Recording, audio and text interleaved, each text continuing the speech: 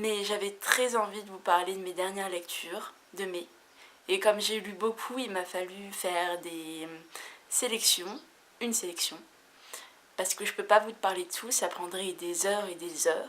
Et je vais essayer de me canaliser et de vous parler de chaque lecture en 2 minutes. Le premier que j'ai terminé au mois de mai, c'est Virginia Woolf et l'art du roman. J'adore Virginia Woolf, c'est une autrice que j'admire énormément, qui m'inspire aussi pour toute ma pratique d'écriture, qui m'inspire pour plein de réflexions qu'elle a. Je la trouve intelligente, mais c'est un génie cette femme. Et je sais pas, c'est comme si elle vous parlait en fait dans ce livre. Elle nous parle et elle nous parle de différentes façons parce que en fait ce livre recueille plusieurs des articles qu'elle a écrits et il y en a un que j'ai presque souligné toutes les pages tellement c'était hyper important pour moi. C'est les femmes et le roman. Et tout ce qu'elle dit, alors c'est pas très développé hein, vu que c'est en quelques pages, 15 pages, donc ça peut pas être développé. Mais j'ai adoré la façon dont elle parle et ça traite du roman mais c'est aussi beaucoup dans le genre de l'essai, donc ce sont plus des réflexions à prendre ou à laisser d'ailleurs. Moi j'ai pris pas mal de choses et j'adore. Enfin, il n'y a rien à dire sur Virginia Woolf. J'ai lu un de ses romans, Vers le phare, que j'avais adoré. Et j'apprécie énormément ses articles. J'en avais lu un l'année dernière qui m'avait beaucoup plu aussi. Et là, l'art du roman, c'est toujours une réflexion sur l'écriture, très érudite. Surtout qu'il faut savoir que cette femme, elle l'a étudiée toute seule, vu qu'elle n'avait pas accès à l'éducation normale avec des profs, vu que c'était une femme. Donc ça c'était très important aussi. Et elle a réussi à pondre des chefs-d'œuvre, à être une personne éminemment connue avec toutes ses réflexions. Je lis énormément dans les transports en commun et surtout dans le train parce que j'ai du temps. Et j'ai lu une pièce de théâtre très courte d'un dramaturge que je ne connaissais pas et qui s'appelle Bernard-Marie Coltès, dans le solitude du champ de coton. En fait, je voulais lire Retour dans le désert, mais il n'était pas dans ma librairie. Donc celui-ci m'a plu, c'était un petit livre, il n'y a même pas de résumé. Je me suis dit, lançons-nous, et j'ai eu raison. C'est beau, c'est très beau, c'est très métaphysique, c'est tout ce que j'aime. Il y a deux personnages qui parlent, et ils parlent, et ils parlent, et ils parlent, et on dirait plus un roman qu'une pièce de théâtre. Et je me suis demandé si en pièce de théâtre, les spectateurs trouveraient ça bien ou s'ils trouveraient ça ennuyant. Et je me suis dit que c'était une pièce faite pour être lue. Ensuite, j'ai vu qu'il s'agissait quand même d'un exercice de style. C'est une sorte d'expérience stylistique pour l'auteur. Il n'avait pas très envie de la mettre en pièce de théâtre, mais moi je trouve que Coltès c'est déjà un génie. Alors j'ai lu que celui-là, mais je pense que je vais me faire toutes les œuvres de Coltès parce que vraiment c'est quelque chose de très beau. Ensuite, j'ai lu un autre essai parce qu'en ce moment je m'intéresse beaucoup au féminisme et je suis féministe moi-même, mais je ne vais pas le répéter. Pour le moment, j'ai très envie de me cultiver vis-à-vis de ces études de genre et d'en savoir le plus possible pour réfléchir moi-même et pour savoir dans quel féminisme je me situe. Parce que Histoire mondiale des féminismes, au pluriel, c'est un petit ouvrage destiné aux étudiants d'université et elle explique toutes les périodes, mais ça fait quand même assez catalogue. Bon après je m'en fiche parce qu'elle m'a donné encore plein de références, donc je vais faire une petite liste que je n'ai toujours pas faite.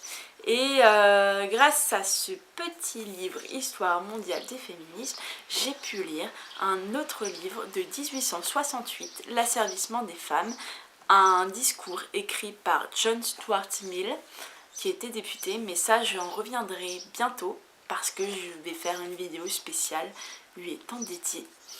Après, histoire mondiale des féminismes, elle explique très bien qu'il y a plusieurs féminismes, que chaque femme a ses revendications. Alors après, elles peuvent se regrouper en plusieurs groupes. Et mondiale aussi, du coup, parce que les pays ne sont pas les mêmes, ils n'ont pas la même culture. Et par contre, je sais que maintenant le féminisme, quand il y a de grosses crises, c'est quand vraiment il y a une crise déjà globale dans le pays et du coup les femmes sont déjà désavantagées dans cette société et donc voilà comment s'exprime le féminisme. Aujourd'hui on se retrouve encore dans une vague de féminisme alors que avant j'en entendais pas beaucoup parler et mais là on est vraiment dans quelque chose de très compliqué. En tout cas, j'ai beaucoup apprécié ce petit livre.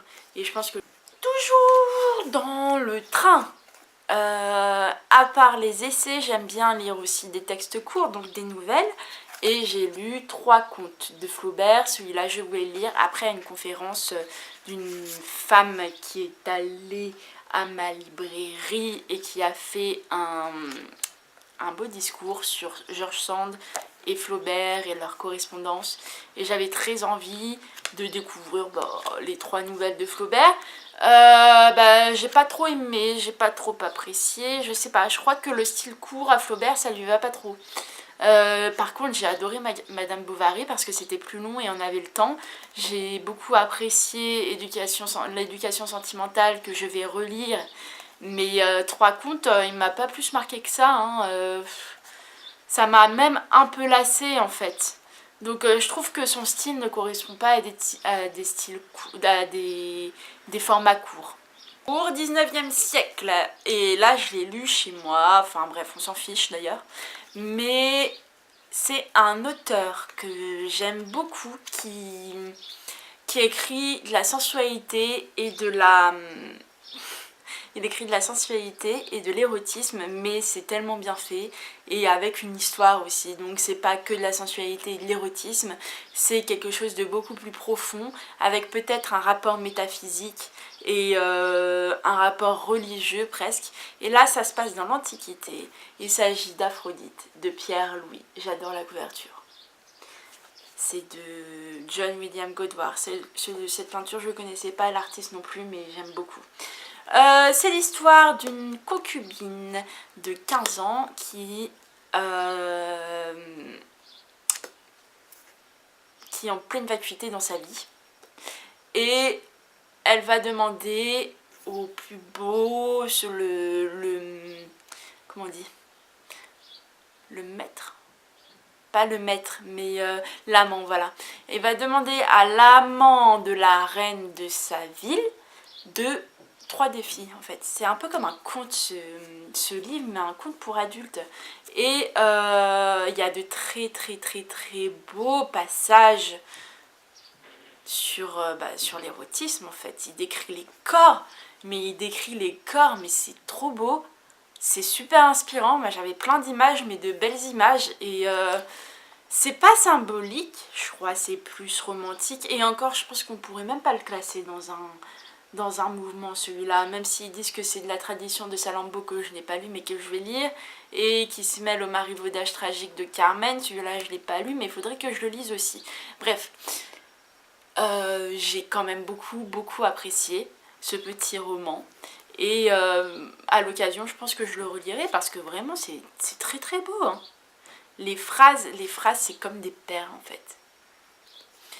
Ensuite, j'ai eu une grande période de voyage. J'avais très envie de voyage, sauf que je ne peux pas voyager pour l'instant. Et je me suis dit, autant aller lire et voyager en même temps. Et découvrir la culture. Et pour ça, j'ai lu Yukio Mishima, Le Pavillon d'Or. Et en fait, je sais pas pourquoi je le mets ici, parce que je suis en train d'écrire un article sur ce magnifique ouvrage du Pavillon d'Or qui m'a bouleversée et un peu questionnée. Et ça parle d'art, donc comme j'ai fait des études d'art plastique, évidemment ça m'a parlé. Et je me suis même dit qu'il fallait peut-être, qu'il aurait fallu peut-être que je le lise pendant mes études parce que ça aurait fortement imprégné ma pratique artistique. Donc ça, je l'ai même pas dit dans l'article, mais du coup je vais poster cette partie de la vidéo dans la vidéo. Et en fait le pavillon d'or, c'est tout un monologue obsessionnel d'un personnage pas antipathique, mais d'un personnage très spécial qui va être obsédé par le pavillon d'or, une pièce d'architecture monumentale et magnifique, et finalement il va détruire ce pavillon d'or en réalité. Donc je sais pas comment vous dire que on entre dans la tête du personnage qui analyse très très bien les choses et qui est d'une perversité très sournoise. Et je pense que j'ai tout apprécié. Ça a été traduit par Marguerite Yourcenar. Alors je sais pas si c'est vraiment le style de l'auteur, mais en tout cas je pense que je le recommanderai à tous. Mais mon périple au Japon avec cette fois-ci une autrice contemporaine qui s'appelle Yoko Ogawa et qui est très connue des Français et qui est très connue des Japonais. Et là j'ai lu Hôtel Iris. C'est très très spécial, c'est très bizarre. Déjà j'ai pas trop apprécié la langue, mais ça à la limite je pense que le français, on m'a dit que le français n'était pas traduisible. Enfin, oulala, on m'a dit que le japonais n'était pas traduisible en français parce que chaque mot avait vraiment une essence spéciale qui était pas, qui pouvait pas en fait être traduit. Mais du coup je me suis dit que la grammaire c'était pas grave. Par contre ce qui est génial dans ce livre, c'est qu'on entre dans l'inconscient d'une jeune fille. Et quand je dis inconscient, c'est vraiment l'inconscient, hein. On entre dans l'inconscient d'une jeune fille et on ne sait vraiment pas si ce qu'elle vit est vrai ou si c'est fantasmé. Et ça j'ai adoré. C'était très bizarre, c'était une expérience à part et toujours dans l'apaisement en fait. Je pourrais pas décrire ce livre avec des mots, je pourrais pas, faut le lire. Pour terminer, j'ai terminé hier en fait Le dîner d'Adam Smith de Catherine Marsal. Alors celui-là c'était pas prévu que je le lise, il m'a été conseillé par mon libraire et heureusement à lui. Parce que déjà je m'y connaissais pas trop en économie, alors j'avais quelques vagues idées, mais c'était des opinions peut-être axées sur la doxa, donc pas vraiment documentées. Par contre Catherine Marsal m'a vraiment rassurée sur mes opinions qui étaient vraies en fait, pas vraies, mais en tout cas ce que je pensais de l'économie et de ce qui se passe sur la planète et de de toute l'inflation et du pouvoir d'achat, enfin bref, je me suis dit que quand même fallait changer des choses et Catherine Marsal pour me rassurer était d'accord avec moi. C'est un essai sur elle part de l'absence de la mère d'Adam Smith dans ses écrits, parce qu'Adam Smith c'est le précurseur de l'économie moderne, et il parle jamais de sa mère, alors que sa mère a tout fait, mais alors absolument tout pour lui. Et il parle pas de sa mère, mais il parle pas des femmes en général. Donc en fait, il a spoilé toutes les femmes de l'économie, alors que l'économie ne doit pas être un domaine exclusivement réservé pour les hommes. Et j'ai adoré, parce qu'elle cite beaucoup d'exemples, et comme elle était journaliste, ces exemples sont véridiques et très moderne et c'est très accessible, et en plus elle a une petite touche d'ironie quelquefois qui est simplement jouissive, et je peux que vous recommander de le lire aussi en fait, parce qu'il m'a ouvert les yeux sur pas mal de choses. En tout cas mes connaissances sur l'économie sont plus précises et c'est un rapport dans la compréhension globale de l'économie, avec un petit comment dire, avec un petit rapport sur le féminisme. Que j'espère que je vous aurai inspiré, et j'espère aussi que je vous aurai tenté aussi.